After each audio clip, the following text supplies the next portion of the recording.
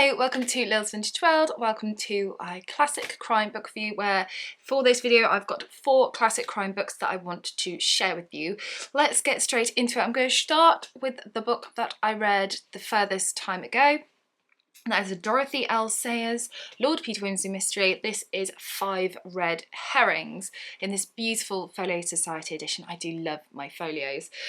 So this is a Lord Peter Wimsey mystery set in Scotland, and it appears an accident has taken place where an artist has essentially been doing a painting on top of a cliff, and they have stepped back to admire their work, but then they've stepped back, lost their footing and plummeted down to their death. And it looks like an accident, but Lord Peter Wimsey quickly realises, this could be murder, and we investigate from there.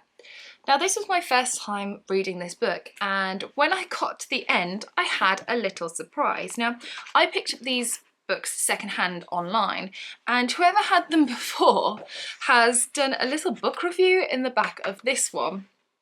I won't read you all of it, but I will read you the last paragraph. It's from 2012, and they said, "I read this book many years ago and found it absorbing and exciting.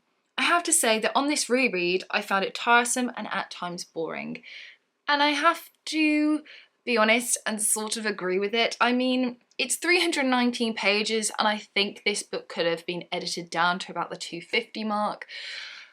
But the main problem that I had with this book is that it's in dialect. Now, if you know me, you know how I feel about books in dialect. It just grinds my gears. It really gets on my nerves. I feel that it's so unnecessary. Like, I know this book is set in Scotland. You've got a map to show me whereabouts it is. I'm like, I don't need extra, thank you. I don't need to know the sort of dialect that I need to know in my head. It's absolutely fine. Oh, why'd you do it? It really annoys me. Books that I should love and adore, like Cold Comfort Farm, in a dialect, and I haven't enjoyed as much as I should, and same with this one.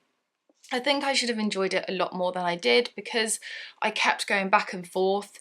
You know, in my head, it brings me out the story, essentially. So overall, it's okay, but I have to say I was a bit disappointed in the fact that it is in dialect, because I really struggle reading a book in dialect, essentially. That's what I'm trying to say. So yeah, I mean, Lord Peter Wimsey novels are fantastic, but just not this one for me, I'm afraid.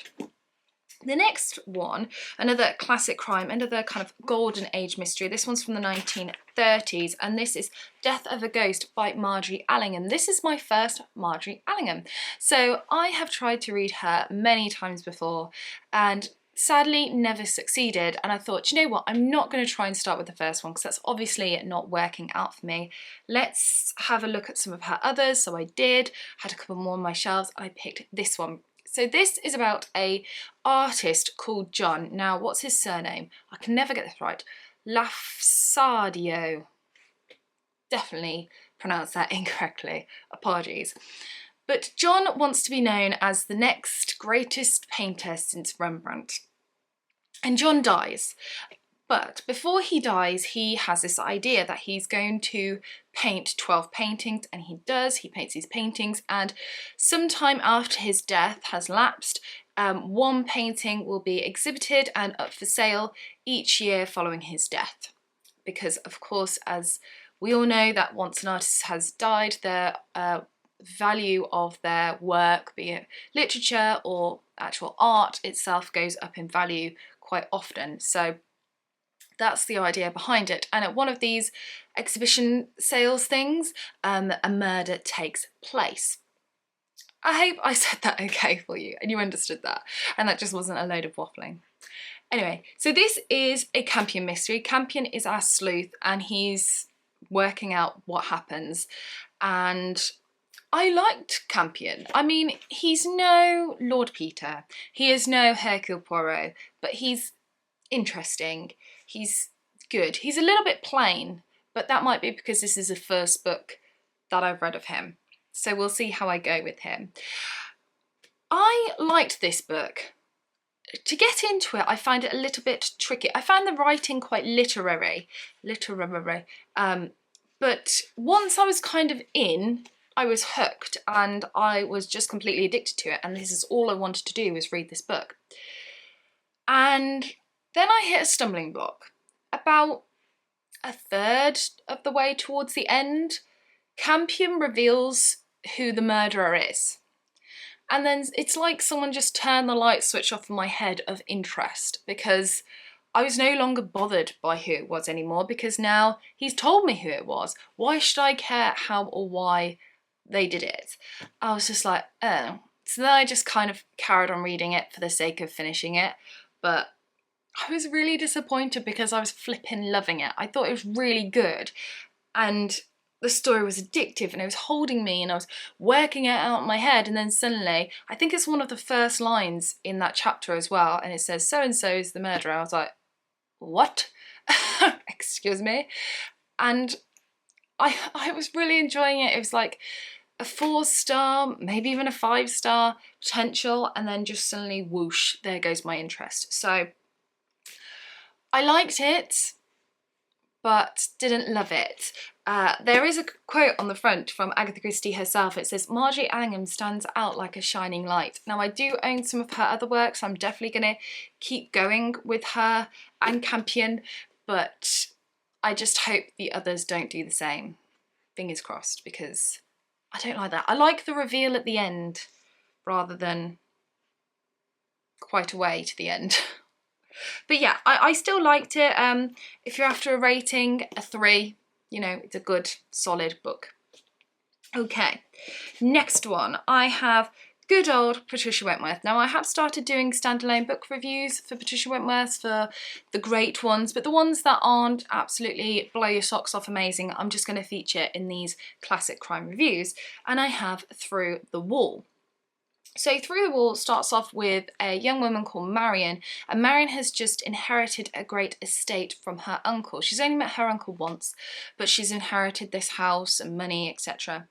And she goes and her sister goes to live in the house. Now, in the house as well are some inhabitants that lived there when her uncle lived in there, and they continue to live in there. But it's a weird house because it's kind of like split in two, so you can literally separate the big house into 2 small houses so you don't have to interact, sort of thing, or you can interact if you want to. It sounds funny, doesn't it? But anyway, so there's a lot of people in this house. We have Marion, who's inherited this money and, you know, nice big house. And then one evening, someone of the house goes out wearing Marion's scarf and she gets killed.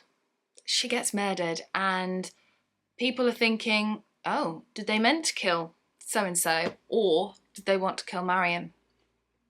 Only Miss Silver can crack the case. Doo, doo, doo. This was really good. I really enjoyed this book. I love the writing. I love Patricia Wentworth's writing. I loved the solving at the end. The only kind of downside to this book, if I kind of have to really poke into the downside, is that for me, there was something kind of missing in this that, you know, does feature in her, you know, knock your socks off ones. Like Poison the Pen is amazing, Latter End is amazing, and there's something about this book that doesn't have that sort of flair to it. I mean, it's still really good, but it lacked something.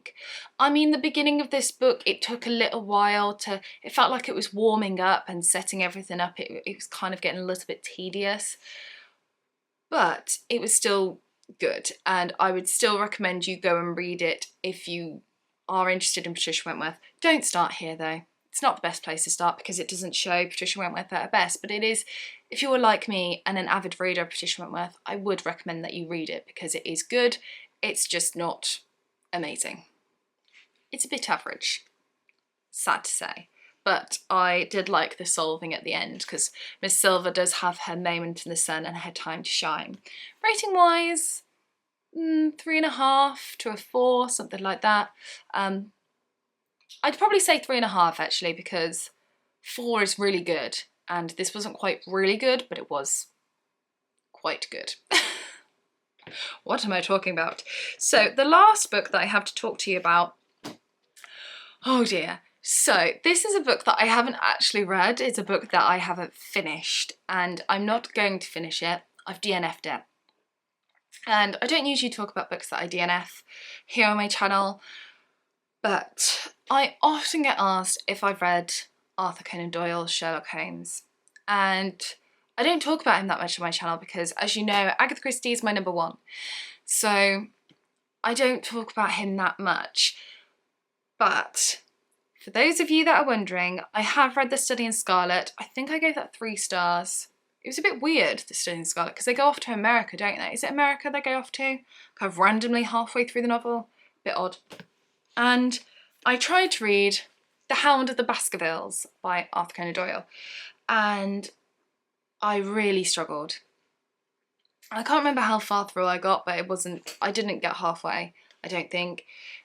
The writing style of this feels a bit like I'm running through treacle. It's heavy, it feels sluggish to me. And I think that's why I love like people like Agatha Christie and Patricia Wentworth so much, because they just flow and it's so easy to read, and I get caught up in those books. And sometimes I've read a book and I started it, you know, at 7 AM in the morning, and the whole day's gone and I finish it just before I go to bed, sort of thing. And I don't notice when my day's gone because the writing just flows so easily. Whereas this, I was reading a page and I was like, I can't do much more. It was really tough for me. I have to say, I'm not the biggest fan of people like Dickens and Thomas Hardy that feel kind of overly worked and heavy, and this kind of had that feel to it, I'm sad to say. And I know lots of you really like Arthur Conan Doyle, so just putting it out there that I have tried to read it, but he is not for me.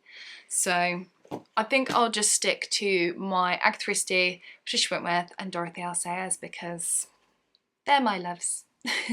So that is it for this video. Please chat to me in the comments all things classic crime. Have you read any of these books? Are any of these books now going to sit on your wish list? Do you have any sat on your shelves that's waiting to be read? I would love to know your thoughts. So that's it for this video. Take care and I shall see you soon for the next one. Bye for now.